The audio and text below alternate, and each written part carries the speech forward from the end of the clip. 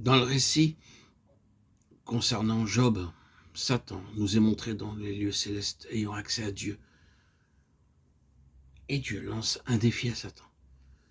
As-tu remarqué mon serviteur Job? Il n'y a personne comme lui sur la terre. Job 2:3. Satan récarne et rétorque. Peau pour peau. Tout ce que possède un homme, il le donne pour sa vie. Mais étends ta main, touche à ses os et à sa chair, et je suis sûr qu'il te maudit en face. Remarquez combien la question de la vie est liée à ce défi.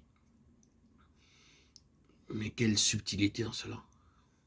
Dieu donne la permission à Satan de toucher Job.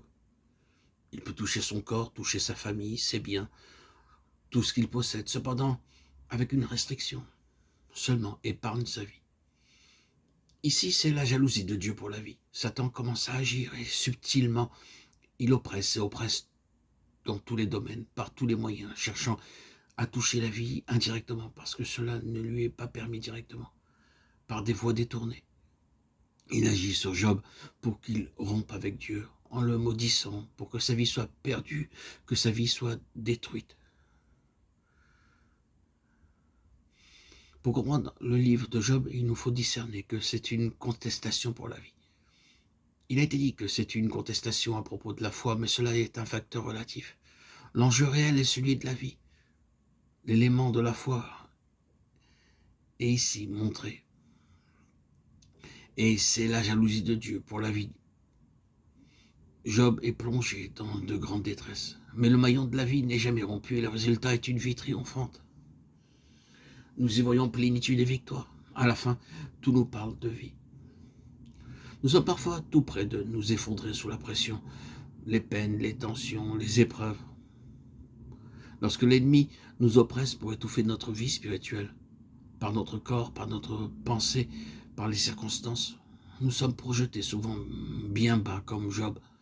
Nous avons nos questions, nous sommes abattus, nous sommes prêts de désespérer. Oui, chaque cœur connaît sa propre histoire, de la manière où cela peut aller loin, vers l'obscurité, même lorsqu'il s'agit de Dieu, de sa sagesse, de son amour, de sa fidélité. Mais parce que Dieu est jaloux en faveur de la vie et qu'il est le gardien de la vie. Nous ne parlons pas ici de la vie naturelle et physique. Le résultat est toujours un élargissement par rapport à ce que nous avions auparavant. Nous émergeons toujours avec un accroissement, un épanouissement. Dans une moindre mesure, c'est toujours Apocalypse 20, après chaque conflit. Pensons à l'histoire d'Israël et à son affranchissement de l'Égypte. Et encore une fois, tout est centré sur le problème de la vie et de la mort. Dieu conduit tout droit vers ce qui est le plus important, le problème final de la vie et de la mort. Le Seigneur a de plus sa propre voie, ses propres sources, pour que, bien que la mort soit sur le point d'agir, de ruiner, de tout dévaster dans le pays, son propre peuple en soit préservé, qu'il soit en vie par le sang